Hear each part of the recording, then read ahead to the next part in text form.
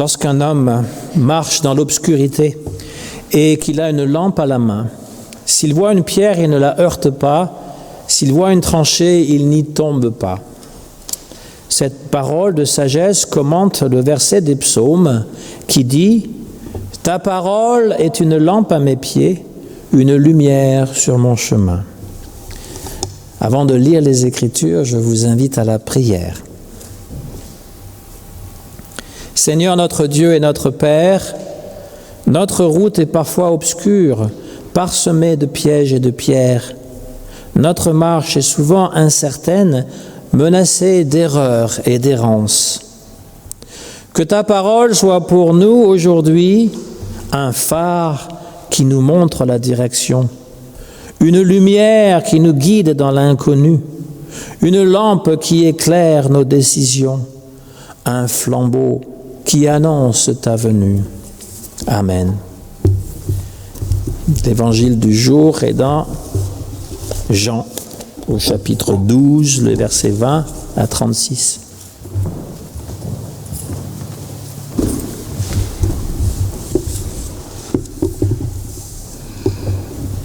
Alors nous écouterons 2 lectures ce matin. La première étant « Celui qui veut servir Jésus doit le suivre ». Quelques Grecs aussi sont venus à Jérusalem pour adorer Dieu pendant la fête. Ils s'approchent de Philippe, qui est du village de Bethsaïda, en Galilée, et ils lui demandent « Nous voulons voir Jésus ». Philippe va le dire à André. Ensuite, tous les deux vont le dire à Jésus. Jésus leur répond « Maintenant, c'est le moment où le Fils de l'homme va recevoir de Dieu la gloire. Oui, je vous le dis, c'est la vérité. Le grain de blé tombé dans la terre doit mourir, sinon il reste seul. Mais s'il meurt, il donne beaucoup de grain. Celui qui aime sa vie la perdra.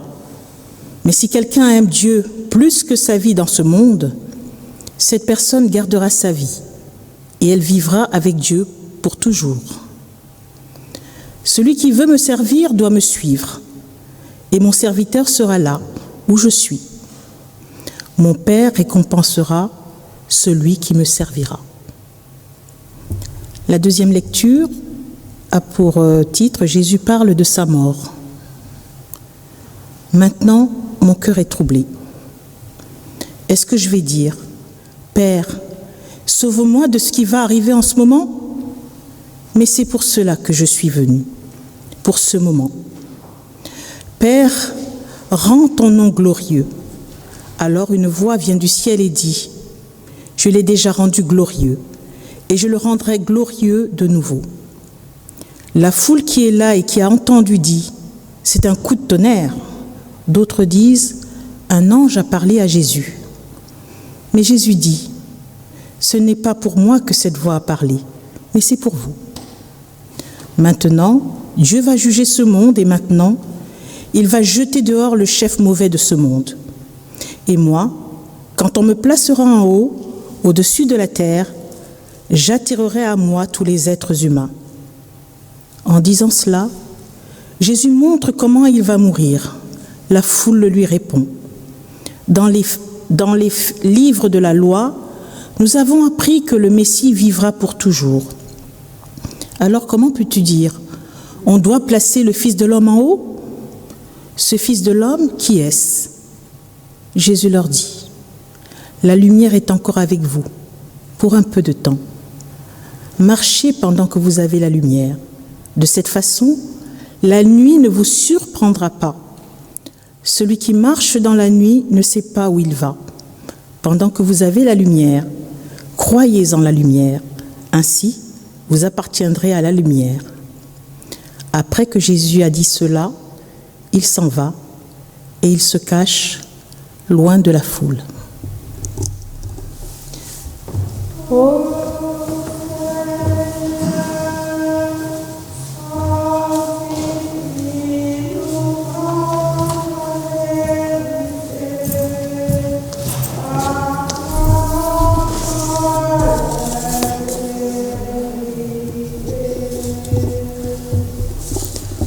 Ô Seigneur, sanctifie-nous par ta vérité. Ta parole est vérité.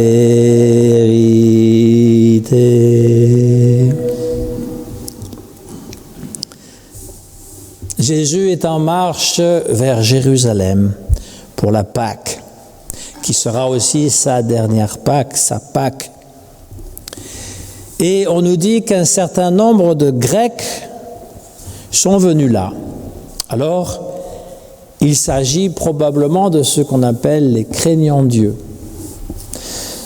Et en fait, au 1er siècle de notre ère, dans le judaïsme, il y avait des gens qui se convertissaient au judaïsme, soit qu'ils allaient jusqu'au bout, qu'ils avaient la circoncision et tout le truc, ou encore c'était des craignants Dieu. Ils reconnaissaient le Dieu d'Israël comme étant le Dieu universel, donc ils venaient à Jérusalem. Et ces Grecs, donc les non-juifs, se rapprochent de Philippe, qui a un nom grec. Philippe, ça veut dire l'ami des chevaux. Phil, c'est aimer. Hippo, comme l'hippodrome. Cheval. Je ne sais pas s'il y a un Philippe dans la salle, mais on a souvent des noms grecs ou hébreux comme prénom. Enfin, moi, c'est les deux. Johannes, c'est juif, enfin, c'est hébreu, et Christophoros, c'est celui qui porte le Christ. Voilà. Il y a un saint chez les catholiques qui a porté le Christ sur son dos quand il était bébé. Mais comme Jésus représente celui qui porte le monde, vous savez, Atlas, le fameux, eh bien, il était tellement lourd qu'il était dans l'eau. Il voulait faire traverser à Jésus la rivière et il s'est enfui alors qu'il était connu pour quelqu'un de très fort. Donc on l'appelle Christophoros ou Christophe, celui qui porte le Christ. Ils sont allés voir ces Grecs, Philippe, qui est allé voir André, un autre nom grec. Mais André, le frère de Simon, qu'on appelle aussi Pierre, ce sont parmi les 12 apôtres, ceux qui sont le plus proches de Jésus. Et ils ont dit, ces Grecs, nous voulons voir Jésus. Ils ont entendu parler de Jésus et ils ont voulu voir Jésus. Imaginons-nous, faisons un peu comme les catholiques qui font la Lectio Divina et qui s'imaginent être dans l'histoire. C'est un exercice spirituel qui a été enseigné par Ignace de Loyola, qui disait, vous écoutez l'histoire et vous vous imaginez que vous êtes dans l'histoire. Imaginons que nous sommes là, des Gaulois, enfin, il y en a qui sont moins Gaulois que d'autres, mais des bons Gaulois, avec les Grecs, on a entendu parler de Jésus, et naturellement on dit, on veut voir Jésus. Alors peut-être qu'il y a un apôtre qui s'appelle François, ça veut dire français, et qui va nous introduire auprès de Jésus. Ouais, c'est les mecs qui viennent de Paris. Et donc, on se met à la place de ces Grecs. Et Jésus répond de façon énigmatique, comme très souvent quand il prend la parole, il répond ni oui ni non, mais déclare « L'heure est venue pour le Fils de l'homme d'être glorifié. » L'heure. Il a dit auparavant, mon heure n'est pas encore venue. Alors l'heure, la reconnaissance publique.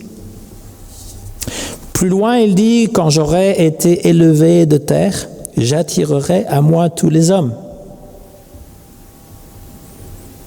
Et il fait référence à la croix, parce que quand on mettait quelqu'un en croix, il était d'abord par terre. On l'attachait à la croix et puis on levait la croix. Donc quand je serai élevé, c'est à la fois sa mort et son élévation au ciel. J'attirerai tous les hommes, tous les êtres humains, à moi. Il n'y aura plus ni juifs ni grecs, c'est-à-dire ceux qui font partie de la religion du peuple élu et les autres.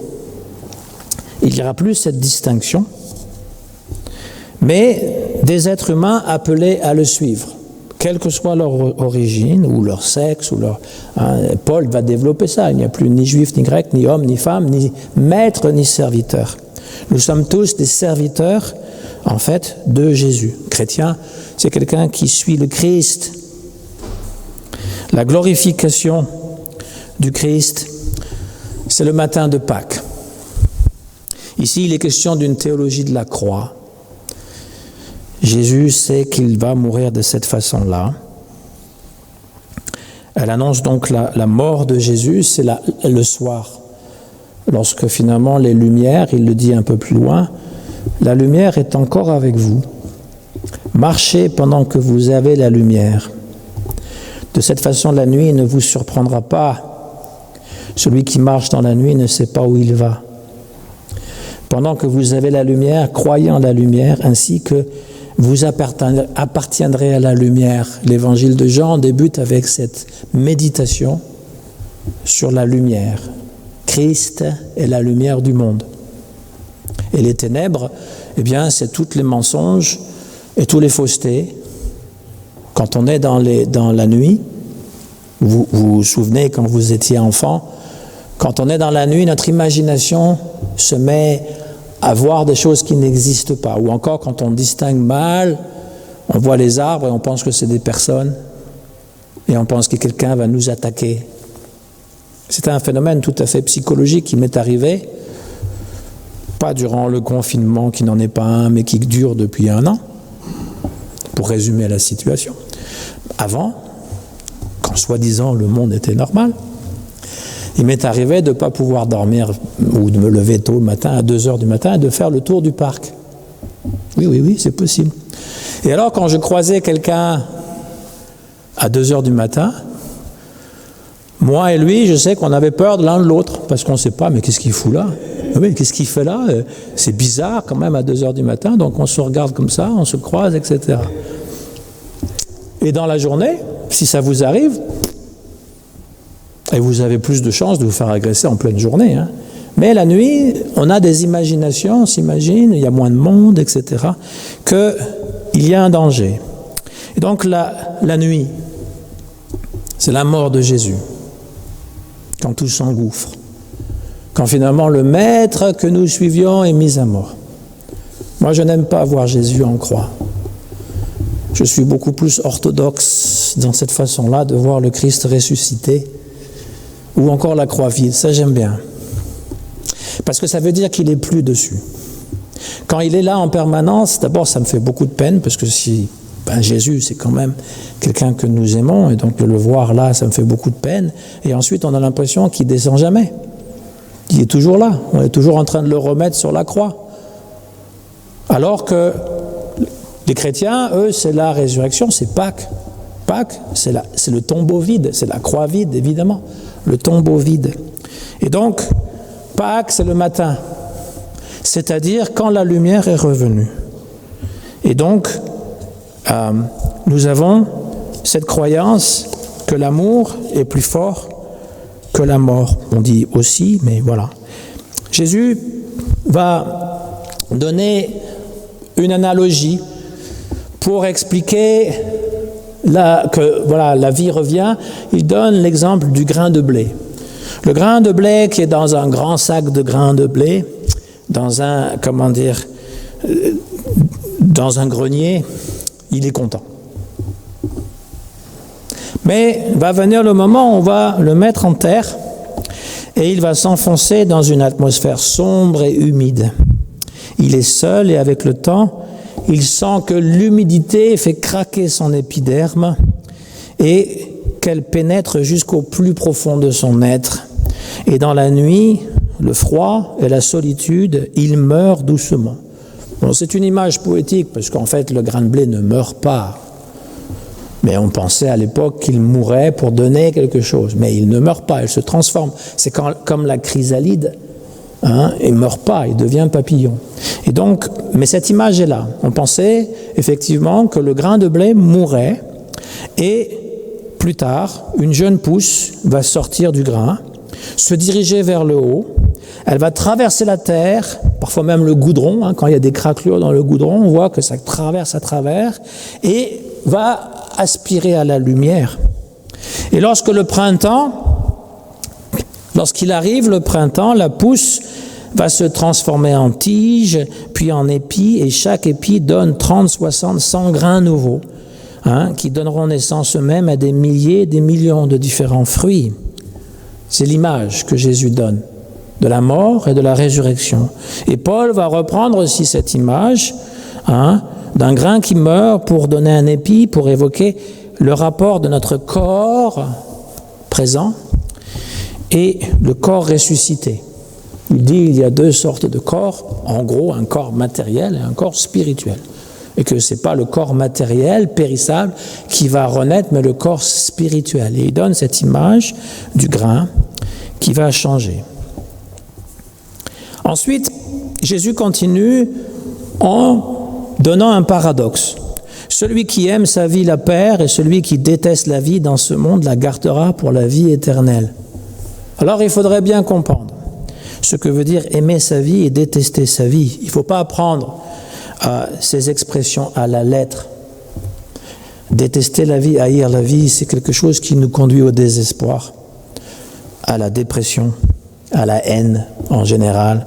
Ce que le philosophe Nietzsche avait dénoncé, il disait le christianisme, c'est la haine de la vie. Parce qu'on enseigne justement ce genre de choses.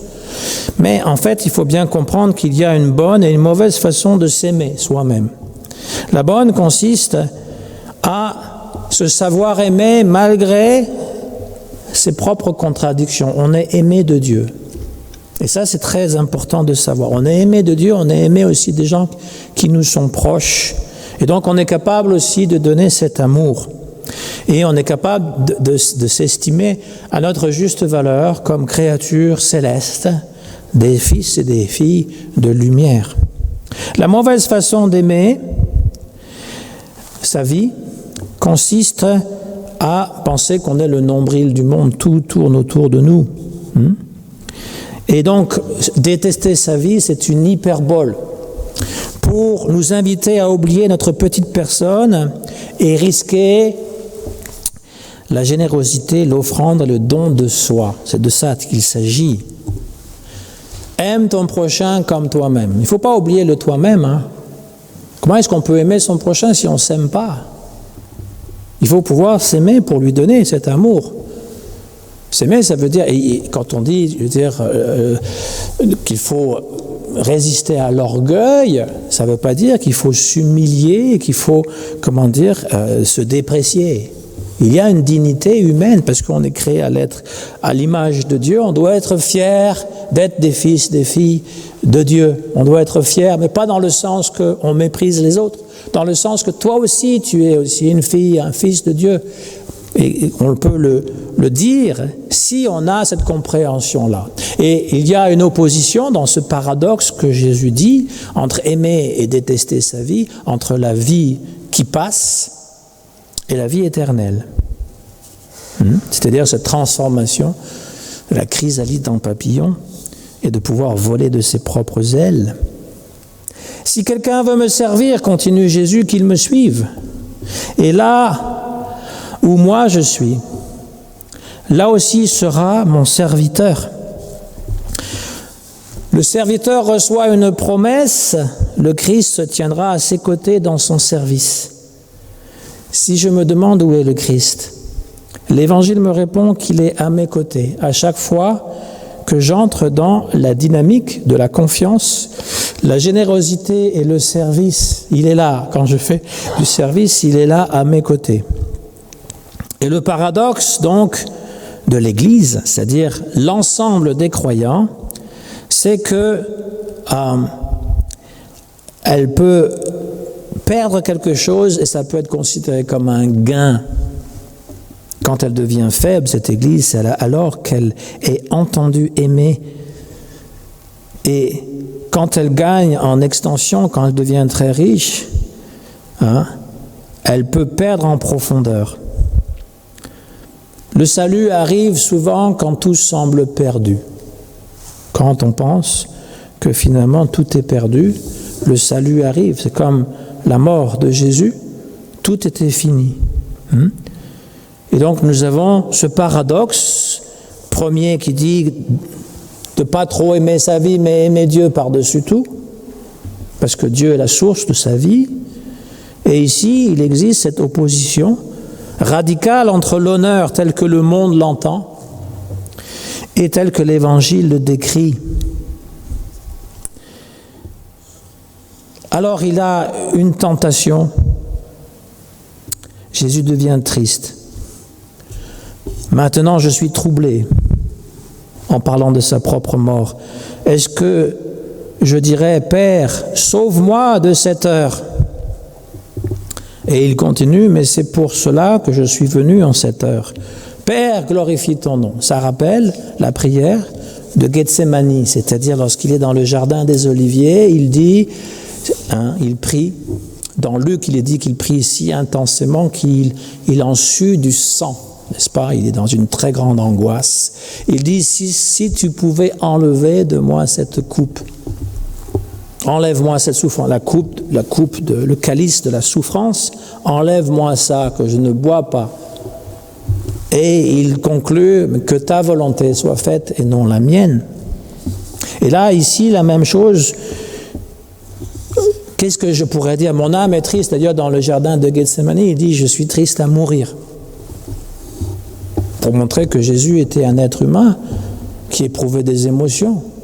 Il pouvait éprouver de la tristesse, de la colère, de la sympathie. Et là, il dit, mon âme est triste à mourir, mais que ta volonté soit faite et non la mienne. Être chrétien, c'est trouver donc ce sens que Dieu sait mieux que moi ce qui est bon. Je lui fais confiance. Jésus montre cette confiance. Et là, il y a une voix qui se fait entendre du ciel, qui lui dit, je l'ai glorifié et je le glorifierai encore, que ton nom soit sanctifié. Mon nom est déjà glorifié et je le glorifie par toi, Jésus, je vais glorifier encore. Et les gens qui entendent cela, ils pensent que c'est le tonnerre. Et d'autres disent c'est un ange qui lui a parlé. Et Jésus dit c'est pour vous qu'il a parlé, pas pour moi. La voix c'est pour vous.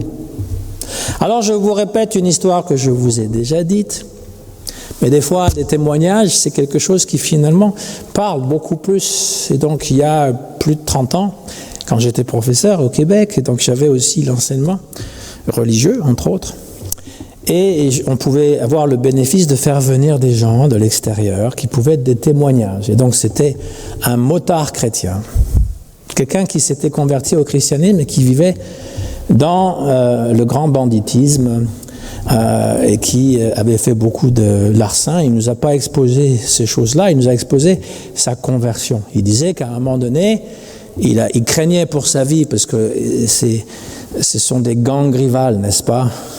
Et donc, si vous avez les Hells Angels et puis à côté, je ne sais pas qui, ils se tirent les uns des autres à coups de fusil. Et donc, il dormait avec sa carabine chargée dans son lit tous les soirs, de peur d'être assassiné. Le soir, quelqu'un arrive et l'assassine. Et vraiment, et en plus, il faisait face à un procès. Et donc, il était à une période de sa vie où finalement, il n'était plus capable de vivre de cette façon. Et il s'est mis à genoux, il a dit, Seigneur, si tu existes, montre-moi un signe. Demain, je dois passer en jugement, etc., à 13h, et j'aimerais qu'avant, je puisse avoir un signe de toi. Et le lendemain, à midi pile, il sort de sa maison, il y a un soleil radieux, il y a un ciel complètement bleu, et puis d'un seul coup, il y a le tonnerre, paf, qui tombe juste à côté de lui. Et quand il fait ce paf, moi j'ai les jeunes, ils ont 14 ans, ils sursautent. Et il dit, il n'y avait absolument pas de pluie, il n'y a eu absolument rien, c'est tombé juste devant moi quand je l'avais demandé. Et plus tard, il s'était converti au christianisme parce qu'il pensait avoir vu un signe. C'est sûr, quand vous voyez la foudre qui tombe juste devant vous, ça fait peur. C'est quand même assez extraordinaire.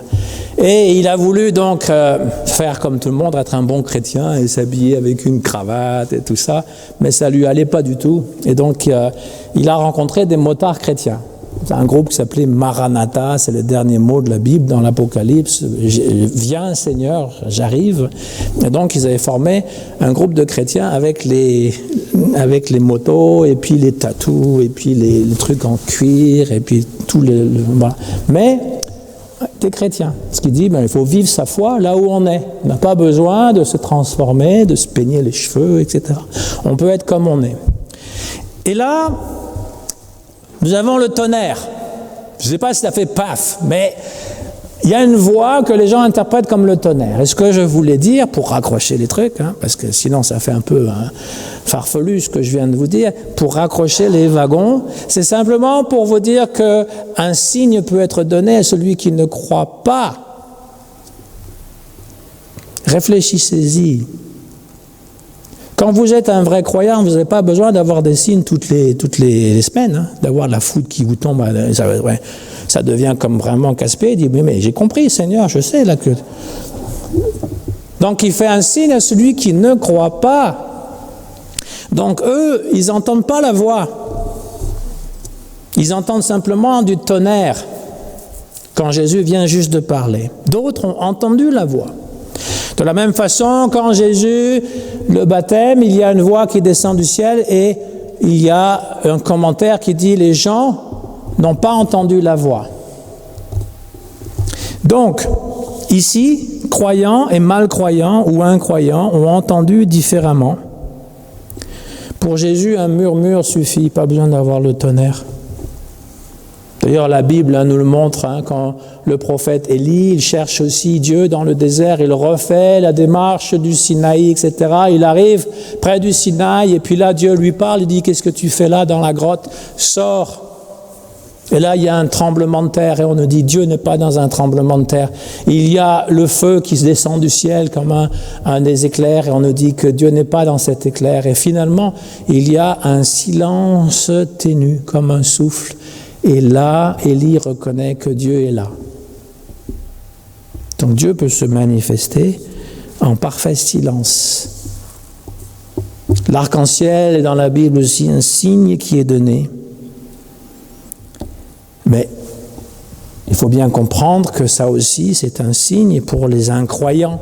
Quand on voit un arc-en-ciel, on peut expliquer le phénomène de l'arc-en-ciel à travers la compréhension moderne que l'on a de la science, etc.